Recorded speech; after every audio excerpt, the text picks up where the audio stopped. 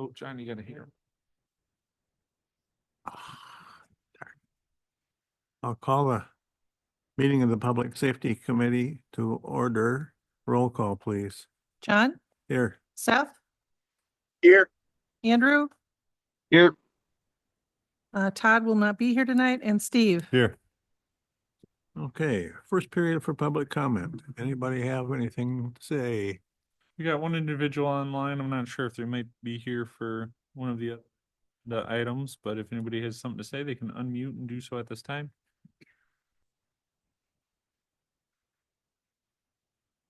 Looks like you're good, John. Number 3, review and approval of October 21, 25 minutes. Steve, I make a motion, we approve the minutes. Moved by Steve, AJ, I'll second. second by AJ. All in favor signify by saying aye. Aye. Motion is carried. Operator license approvals. Okay, I have one for you. It's for the golf course. It's Adam Hansen. New one, took the class November 13th, and I believe Rick has stated that it's all okay for the background check, so just that one. Okay, This is Seth. I make a motion that we approve the operator license and forward to council. Steve, I'll second. moved and seconded. All in favor? Aye.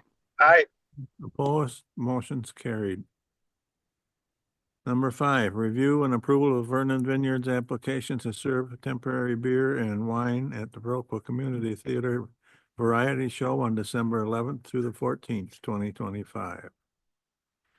Okay, if you remember, I believe it was in February, Vernon Vineyards brought forth a producer full service retail application to use at the Commons or whatever they're called now. So this is another one of those where they are planning on serving beer and wine. The hours of operation are from 1 p.m. to 9 p.m. And it's 2 hours for each of the show times, and it's December 11th through the 14th. So it would be located, they require a ticket for the event. Maximum capacity is 140. They'll occupy a designated space within the common area to serve the alcohol during the scheduled performances. And there's only one show per day, approximately for 2 hours at each of the shows. So I don't know if we had any issues last time, but this is one of those where when we approve them, we can put restrictions on them if we want. Otherwise, we would give them approval and then they have to send this into the state for their license. Is this at the Commons or at the Temple? At the Commons. The Commons. I had it the other way in my head. Okay. Your wishes? Yeah. Hold on. Are you sure it's the Commons and not the Landmark Center?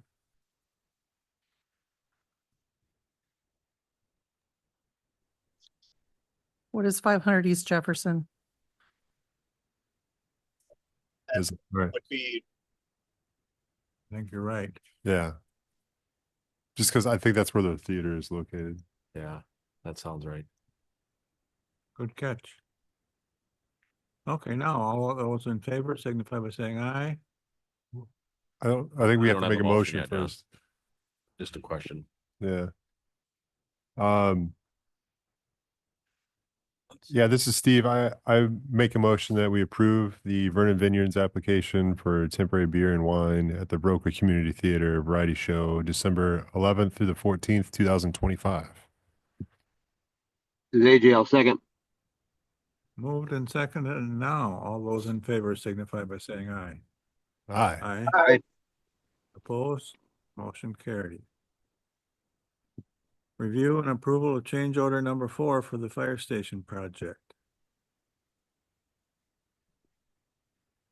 So, yeah, so this should be the final change order with the contingency dollar amount up there that would be returned to the city. Just go through them. There's 3 items on there. The first one was they needed to add some extra stone in a certain part of the pond, the stormwater retention pond. It was starting to wash out a little bit where the water was funneling so they added some stone. You can see it was a $2,700 bill and Keller's covering half of it. Then there was a hanger for, oh yeah, so number 2 is they added something in the overflow of the retention pond to help keep it from plugging up. And so that was $765. And then number 3 is we had a couple of electronic strikes go bad already. They were replaced. But for anybody that's ever had one go bad on an exterior door and having to leave your building unsecure, I'm asking for 2 extra electric strikes to have on hand. And then there was a door closer that was missed for that door number 130B. So that's the $2,040 for 2 extra strikes and the door closer. So you can see the 4 change orders up there. And then what is remaining of the contingency. This change order is for $4,165.50.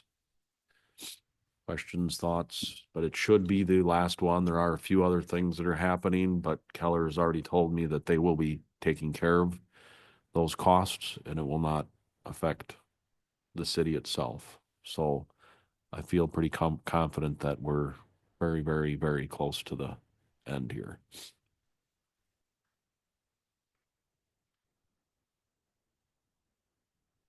Questions, comments? This is AJ. I make a motion to approve change order number 4. The total of $4,165.50. Steve, I'll second. So do we have to do anything about moving the remaining contingency out of the contract altogether? It's a good question. I don't know. It's just weird how they show it up there I know. because it makes it seem like I understand what they're doing. It looks like they owe us it looks like we owe them, doesn't it? Yeah, it's just odd how it shows up there, but I think Right. generally you're accurate. You got to approve the change order number 4 for 4,165, but this also sort of trues up the balance of the contingency and basically says that's because it's that $450,000 was in the contract. And so basically what they have to do is say, at this point, we are reimbursing you that out of the contract. And so, Lori, I don't know if you want the motion to also include the 1,100 or 100,081 and 120 to be moved out of the contingency portion of the contract. I don't know. It's just because this alone and with the motion is just kind of, if it makes sense to you, I'm fine with it, but it might be helpful to have that also noted. The change order number 4 is only for the 4,165.50. Correct. I'm not exactly sure, and I don't even understand what it is that they're trying to do here on this contingency. I would have thought that would have been on a separate change order. Because I don't know how USDA is gonna look at this either. I think all the numbers are there and all the numbers math out. It's just a matter of it looks weird on the change order. And what I would have liked to see is this taken care of a number 4,165 and then have the final true up as a separate section. But I think it's all there. I would just have your motion reflect that 1,000. I don't think it can because that Okay. contingency total is including all the other previous change orders, which USDA has already approved. So you can't add 181,000 into that motion because this is only for 4,165. They're going to take all the change orders and add them together for that total deduct. So by them putting it on here like this, I'm not sure USDA is going to like how they did this. So do we just approve that? I would just 4,165 and have them correct to reflect? Well, we'll see what Julie says Yeah. before we start doing that, but Because the only change order that's happening here is for the 4,165.50. but I don't think we'd have to come back to this. No, I No. think just To approve the 41. approve it. It just, Devin may have. Because to- all the other ones have already been approved. Okay. In total. Any other questions or comments? I'll have to do a roll call on this one, John, if you're ready. Okay, I'm ready.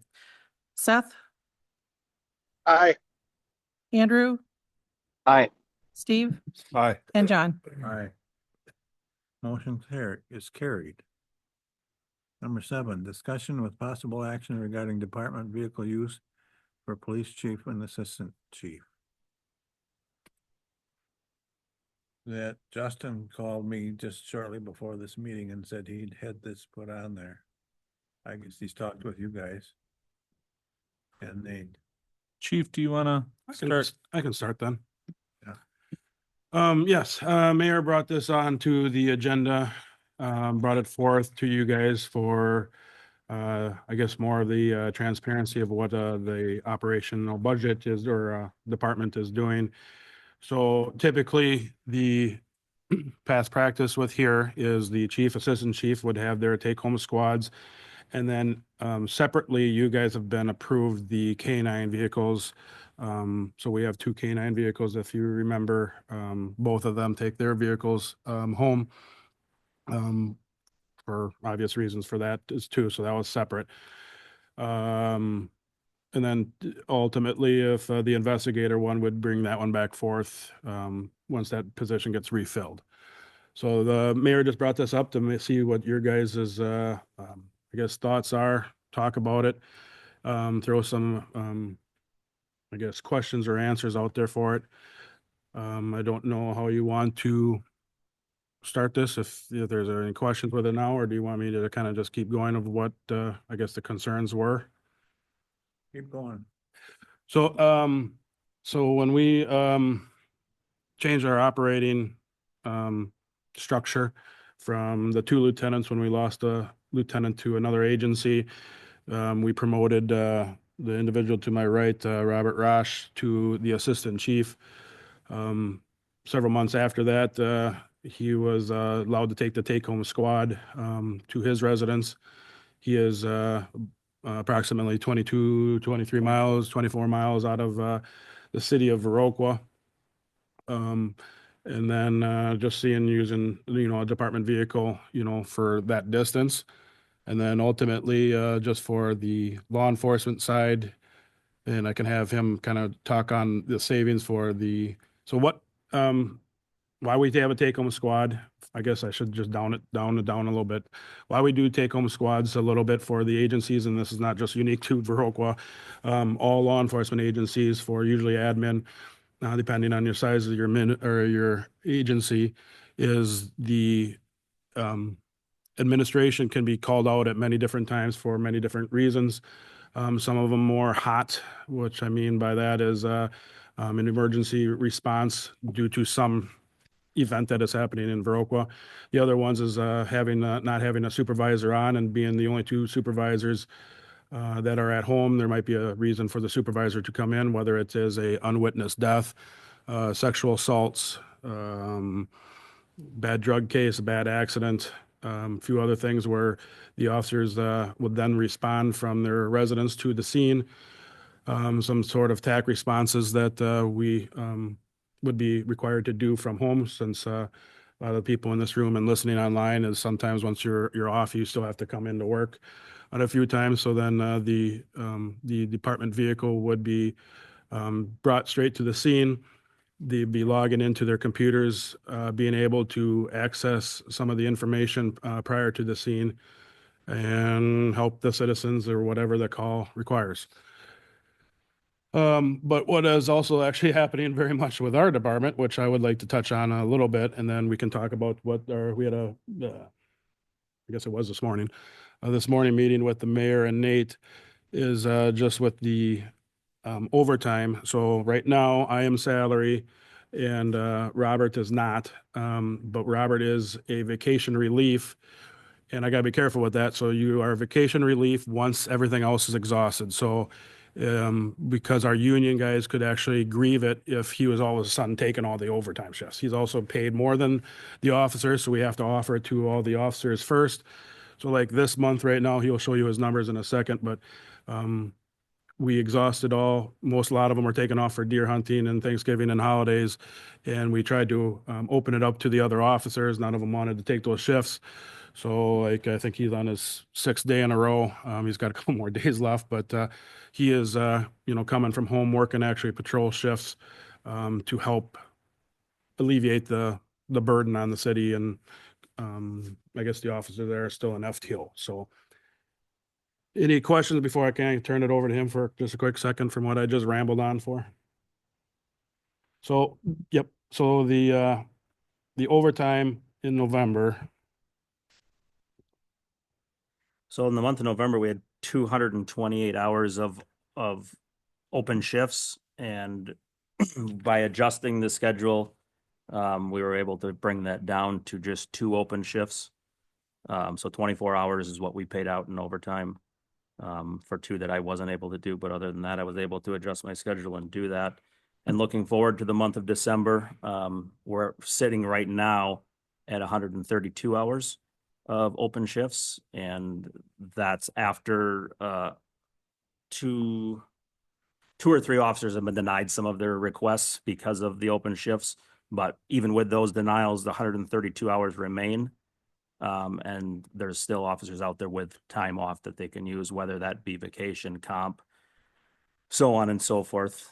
And just to touch on some of the overtime, like currently right now, like the chief had said, a lot of it is just holidays, deer hunting, vacation for one reason or the other. But other things that we come up across as, doesn't include comp time. The canine officers have to have their canine training separately from the 24-hour minimum training hours that they need every year.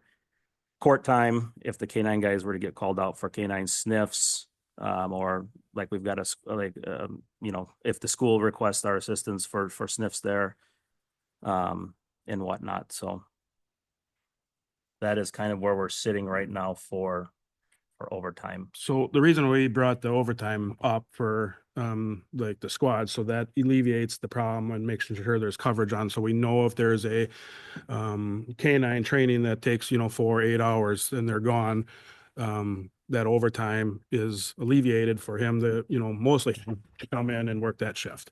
So there's a little bit of benefit for him too, that he do that for the city. Questions, anybody? So I'll just fill in on the side of conversation that Justin and I added to between Rick and Bobby this morning and previously is I think the mayor's general concern is about the distance that the vehicle would be traveling on a daily basis by coming from La Crosse County down to Vernon County daily. I think, would you say 24 miles? And that would be one way. So you're talking 48 miles on the vehicle plus gas every day. It was the mayor's general concern. Based on what Assistant Chief Ross just noted right now about open shifts and things like that, the mayor was very agreeable to the vehicle continuing to be used for daily commute purposes on an interim basis. That being, I think we had generally agreed, like, let's get through the holiday season. I think we landed on ending it on January 4th, Sunday, January 4th, Chief. And then what we would do is go through a process of really looking at what is causing the good amount of open shifts, the general structure of the department. Just, we're not looking at restructuring, let me rephrase that, but just really looking at what is the best way to address the large number of openings. Chief Needfield and I, back in 2020, did a fairly robust analysis of the number of hours needed to have the police department be at 2 individuals per shift, and taking into account vacation hours, sick time, potential sick time hours, holiday, all that stuff, and really figuring out, like, what is the total number of officers we need. And we need to do that again because we haven't done that for 5 years. And in that amount of time, things have changed, especially the number of vacation benefits we're offering.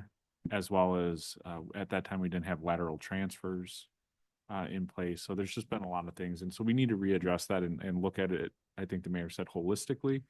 And so I think between the four of us who met this morning, we felt like that was a good plan for the time being. It's just allow Bobby to continue to use the vehicle. Obviously, he needs to work with Lori and making sure he's reporting those hours for IRS purposes.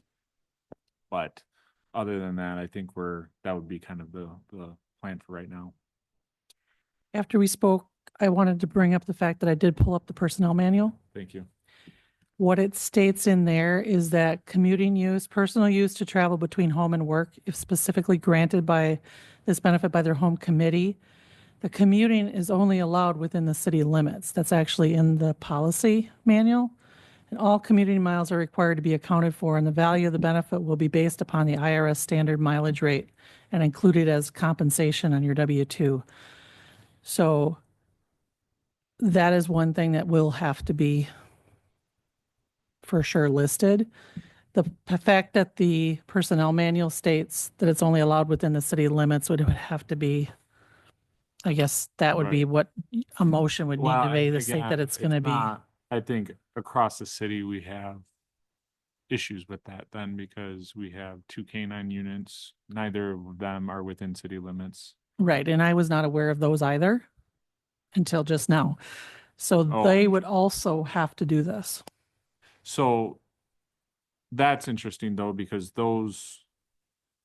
we'll have to have a longer conversation on that because the canines I would feel have like a really compelling use because the dogs are also boarded within the homes of said officers. And so those, again, we'll just have to, Chief Tito and I and Bobby need to take a longer look at all of these things and maybe sit down with you and have conversations. But for the time being, in order to allow Bobby to help cover shifts and avoid overtime as much as possible, we would think it's a positive trade-off.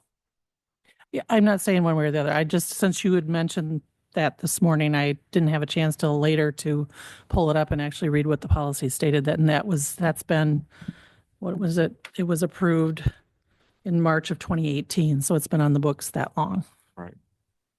And the police department, I don't think is the only department. I think we have people in public works who Yeah, are, we have one public works person that reports their stuff to me at the end of the year. are they for- outside city limits as well?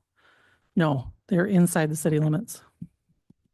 So yeah, I think some of this has just been like a slippery path where it's evolved over people coming in and we haven't necessarily kept an eye on the exact wording of the policy. So a little bit of shame on me on that, but again, I think it's all solvable.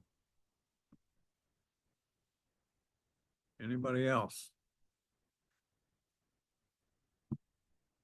Like, is this also being brought forth so we could get a better handle of the fuel budget as well? Well, certainly there's I think part of what the mayor had noted is because there's very real budget implications. That's why we wanted to really bring this forward and talk about, is this the best approach? And what are the pros and cons on all sides? So yes. So is there anything more for us to do tonight? Do we just need to make a motion to allow this to continue with till that January 4th date? Is that or are we gonna say we need to make updates to the? So yeah, I mean, unless I'm missing something, Rick, I think what we're looking for is a general approval from this body to continue the practice on the interim until January 4th because of compelling scheduling reasons right now. And then as long as you guys are okay with the general plan going forward, I don't think we need a motion on Okay. that particular aspect, but continuing the date until January 4th, yes. Sure, this is Steve. I make a motion, we continue the department vehicle use due to the open shift hours and overtime fill-ins until January 4th. Okay, AJ, I'll second. seconded by AJ. All those, let's see, this gotta be a roll call. All those in favor signify by saying aye. Aye. Aye. Opposed? Motion is carried. Before we move on, then, do you plan on getting me, I'm gonna need something for W-2s if, I don't know how long this has been going on with all the other officers and you, but I will need a listing of number of, it's basically the number of miles, commuting miles, up to and whatever you can predict to the end of the year, because this goes on your payroll in the first one in December. So that and along with the K-9 officers, then if that's the case. Okay. Update on fire station project? Well, not a ton. A lot of it rolls into department update, regular department update, but a couple key things with the station, I guess, is furniture's been ordered now. Take up to 4 to 6 weeks plus to get a lot of that in, but that is finally rolling now. So if we can get through that. I mentioned a little bit earlier, most of the changes or issues or whatever have been addressed. There are a few things yet that they're trying to think of a good example, like some paint issues or whatever that they got to deal with. So there's all that tangible stuff. If you remember with City Hall and the PD, that's always things drag on, as far as little things. But overall, the list is starting to get smaller, the to-do list for them. For a while there, it was like a roller coaster, and the list would get really long and then it would slowly get shorter, but it's finally getting down there. But yeah, other than that, it's really all there is for the station update. Can I ask a question about the strikers? Oh yeah, yep. Like, so we had to buy new ones or they were replaced? We're just buying extra? Correct. I'm buying extras. Yes. They replaced them for free. Okay. The 2 bad ones. And I just had said, hey, I would like to have a couple on the shelf, and they're like, that never happens. I'm like, well, apparently it does. So anyways, yes, 2 extras on the shelf for the bad day or whatever. Anything else on that? Anybody? I think the only thing to note for the group is that the next pay request will come forward on the 9th of December. Yep. And so what that will mean for this group is we won't have a chance to review pay request 14, 15 maybe, whatever the next and final pay request is before it goes to council. So I'm assuming everybody's okay with that. We might though, because we might be meeting. I don't know if we'd have time. If we have time. But I think generally we should Yes. prepare ourselves for not being able to review pay request 15 at this meeting prior to going to council, just because of timing, as well as we're just going to be really tight on meetings from here on out. So any concerns from the committee on that? I have none, especially if we're gonna go over it in council. Yeah, I'm okay with it too. Do you need a, No, Any I action don't on think it's not an actionable item. It's just generally wanted to get a pulse check on that. Okay, I have no concerns.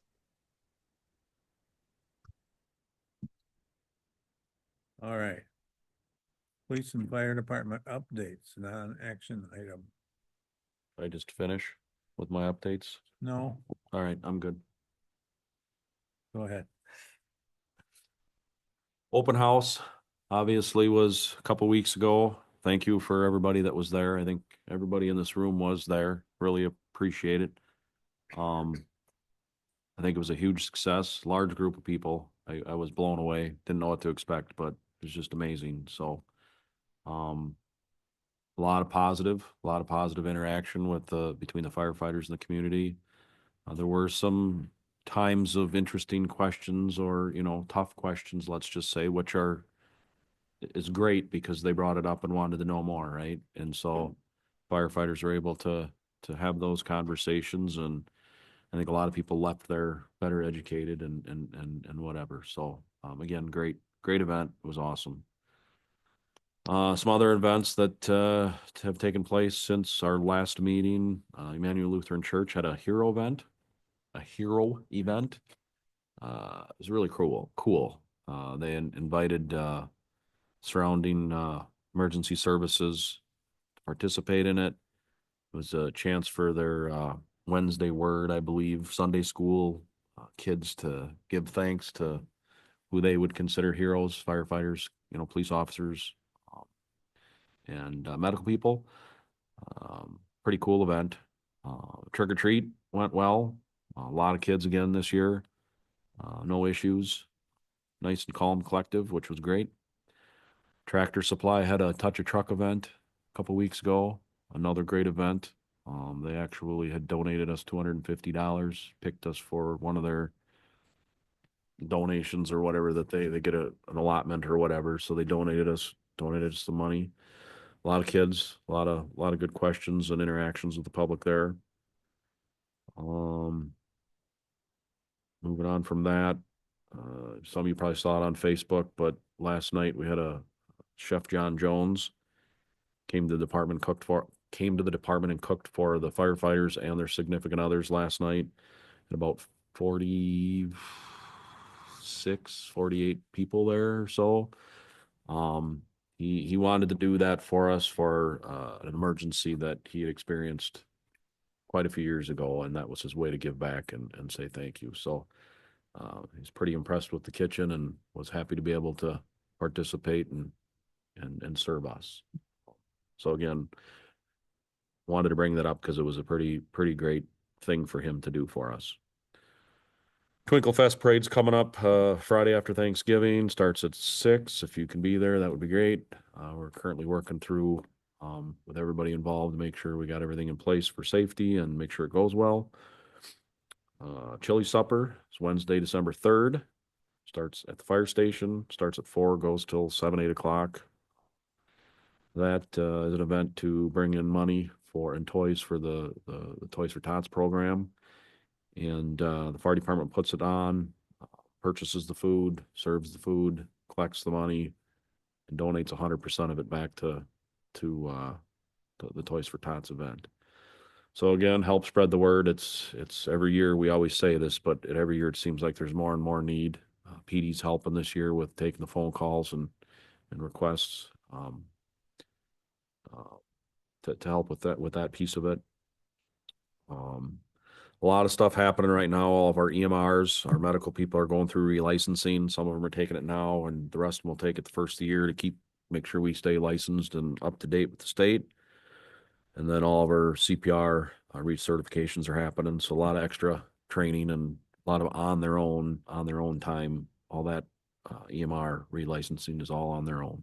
It's online. It's the way we've been doing it lately, and helps a little more flexibility. They can do it pretty much any time when they've got some free time, but they do all that on their own time. I think it's important for you guys to know that. The last thing I think I've got is I've been talking to Nate a little bit today. I've been talking to the mayor, working through that new fire officer position, trying to get that wrapped up and get a job description together and job posting, everything that's involved with that, and then details on what that hiring process will look like. And that is part of what we want to bring on the 9th, right?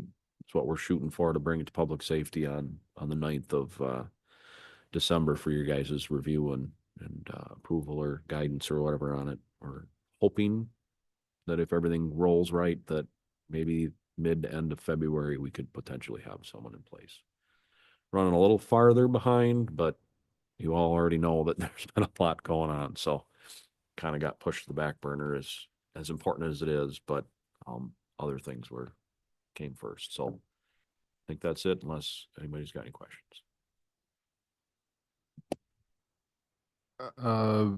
Do you have an estimate about how much it'll take to get out of the old station completely? It's a good question. Like how much time we need to probably not a ton. It's just to find the time. I have been in communication with Greg from Utilities. We've kind of got a little bit of a plan to speed it up a little bit. But there's a lot of stuff to go through yet. We're hoping, I would say, within the next, of course, holiday and hunt, like you mentioned, holiday hunt and all that other stuff. 2 to 4 weeks, probably. We're hoping to at least have what we want out of there into the new station. From there, we're hoping to organize what's left so that utilities can kind of go through. There's maybe some things that have some use for. we haven't really come round table as far as long-term, like selling things or, you know, furniture, things like that, whatever's not needed by the city. You know, but we're gonna try and like with that fifth bay at the old building, use that for storage. And they're good with that. That way they can get in and start moving in and doing their thing. I don't know if that's answering your question. It is. Yeah. So we're trying, but it's never fun to move. Just want to make sure it was top of mind. It is, it is. We were just there, actually Glenn had Monday off. I tried to take Monday off, but we were over there for a while, starting to dig through stuff, moved another load, you know, so we're trying. We're gonna do another big push here. Try and get a half a dozen or a dozen firefighters with some trucks and trailers and try and do another big push and really wrap it up because it's time. So, yep. Just two real quick things. Heard you ran out of cake at the open house. And then Really? two, you guys have both touched base with the chamber on I should say the chamber's touched base with you guys regarding the Twinkle Fest parade Just had a meeting yesterday. and you have generally a good plan. I think so. Okay. Yep. I've been Yep. talking to them for a couple years now. Just I had heard how big that event was getting, and since I kind of sit in on their board meetings, I had been pushing them as like, hey, make sure you're talking to Chief Rick and Chief Chad about like public safety and because it's a big event and things like that, and just and especially with them having Allison being. Oh, you did tell me this morning. Is that where you're meeting with Allison? Is Yeah. Gotcha. Now I'll put it together. She brought up the flame fire concern. We had a good talk about. I totally You already know have the it. answer. Yeah. But I think it's really good, and I know they're really excited about Twinkle Fest and things like that, which is great. But I really wanted to make sure that connection got made and that they were reaching out to you guys because I know you're both busy and just making sure everything's good and coordinated and safe. Yep. So, Nope, I think it was a good meeting. I was only there for part of it because I got a call, but it sounds like it went good. So. Yeah, right away, I'm like, yeah, that should have never happened and it will not happen again. So, and she was on board. I think that was what her hope was for the answer. I just said because they were literally taking the heat for not allowing that. I said that's not a chamber call. That's an us call. So I told her the nice gal from the hot air balloon group to give me a call if they had problems. Oh, I would, yeah, they can call anytime. So, but thanks about the cake there. That's it. Lewis had his Sharon Moore. I'm sorry. I'm sorry, what'd you say? Lewis had his Sharon Moore. That's fine. That's perfect. See, the important. Lewis ate mine and I didn't eat any, so that's fine. Fair enough. He ate mine too. I heard it was good. I didn't even get a piece of it. Okay. Come back to order here. Anything else, Chad? Oh, I'm good. Any questions of him? Rick, it's your turn. Thank you, sir. I don't have much. Call volumes steady. Brandon, one of our new officers, is off FTO. So he is by himself. We still have one more that's on FTO. So we're hoping with the 12-hour shifts, he should be getting really close to the new year. So by January, we should have completely full staff. Chad mentioned the Twinkle Light, so I don't really have to do much, but the meetings have been in the process and permits, all the, working on the staffing to make it, safe on Main Street. And then actually the last thing I just had is the caveat off of the Toys for Tots is, yes, we took it over to assist the fire department with it this year. Corinna and Nettie made an online form, which is actually awesome. Actually, I think we've only had like 4 or 5 families actually call the PD. Everyone else is filling the form out. 71 children in need. And actually, I would just, whoever's listening online or you guys tell your constituents, it's actually kind of, I don't want to say sad, but heartwarming. When they fill out the form, most of them are asking for hygiene, clothes, bedding, pillows. So whatever you guys can do for, the financial for the chili supper or Toys for Tots, it's not, we've kind of always said it, Toys for Tots is not just for toys. So to see what the parents are requesting is, socks, underwear, pajamas is like the number ones. So great program, but yes, the new online form is probably going to make Kay a little bit more work to do, but unless there's any questions, I don't have anything else. I don't have any. Thank you. Okay. Second period for public comment.